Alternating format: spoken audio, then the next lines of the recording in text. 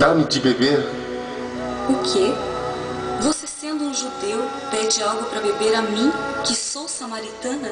Se você conhecesse quem é que te diz, dá-me de beber, você é que pediria, e ele te daria água viva. O senhor nem sequer tem vasilha, e o poço é profundo.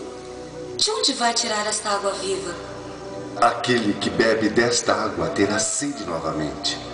Mas quem beber da água que eu lhe darei, nunca mais terá sede. Pois a água que eu lhe der, tornar-se-á nele uma fonte de água, jorrando para a vida eterna. Senhor, dá-me dessa água, para que eu não tenha mais sede nem necessidade de vir aqui para buscá-la. Então vai, chama o seu marido e volte aqui. Não tenho marido. Nisto você disse a verdade. Não tenho marido, porque você já teve 5 e o que agora tem não é seu marido.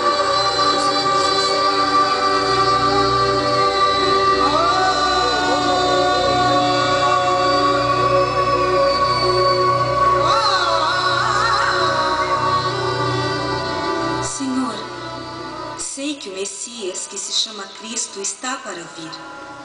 Quando ele vier, nos anunciará tudo. O Messias sou eu.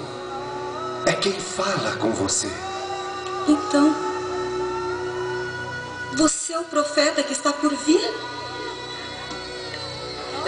Venham ver um homem que me disse o que eu fiz.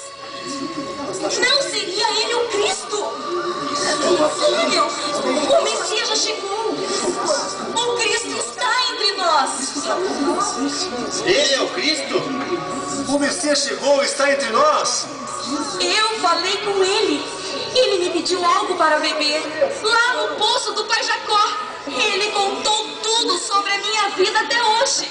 Mas o Messias, sendo judeu, falou com você que é samaritana? Sim, ele disse que devemos adorar a Deus em espírito e em verdade.